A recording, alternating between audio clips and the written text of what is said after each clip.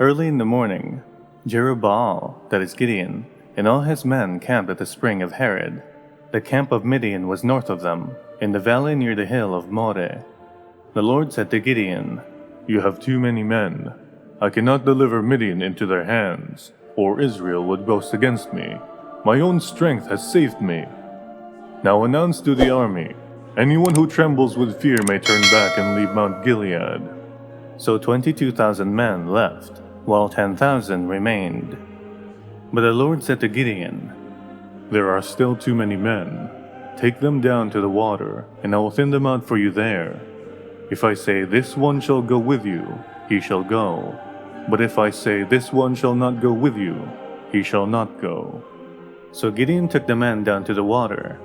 There the Lord told him, "Separate those who lap the water with their tongues as a dog laps, from those who kneel down to drink." 300 of them drank from cup hands, lapping like dogs. All the rest got down on their knees to drink. The Lord said to Gideon, "With the 300 men that lapped, I will save you and give the Midianites into your hands. Let all the others go home." So Gideon sent the rest of the Israelites home, but kept the 300, who took over the provisions and trumpets of the others. Now the camp of Midian lay below him in the valley. During that night, the Lord said to Gideon, "Get up, go down against the camp, because I am going to give it into your hands. If you are afraid to attack, go down to the camp with your servant Purah, and listen to what they are saying. Afterward, you will be encouraged to attack the camp." So he and Purah his servant went down to the outposts of the camp. The Midianites, the Amalekites, and all the other eastern peoples had settled in the valley, thick as locusts. Their camels could no more be counted than the sand on the seashore. Gideon arrived just as a man was telling a friend his dream. "I had a dream," he was saying. "A round loaf of barley bread came tumbling into the Midianite camp. It struck the tent with such force that the tent overturned and collapsed." His friend responded, "This can be nothing other than the sword of Gideon, son of Joash, the Israelite. God has given the Midianites and the whole camp into his hands."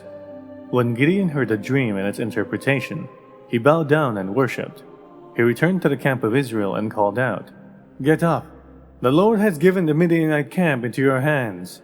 Dividing the 300 men into 3 companies, he placed trumpets and empty jars in the hands of all of them, with torches inside. "Watch me," he told them.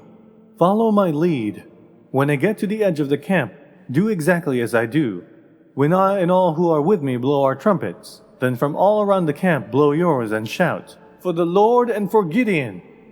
Gideon and the 100 men with him reached the edge of the camp at the beginning of the middle watch, just after they had changed the guard. They blew their trumpets and broke the jars that were in their hands. The 3 companies blew the trumpets and smashed the jars, grasping the torches in their left hands, and holding in their right hands the trumpets they were to blow. They shouted, A sword for the Lord and for Gideon!"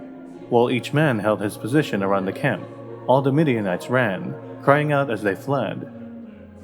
When the 300 trumpets sounded, the Lord caused the men throughout the camp to turn on each other with their swords.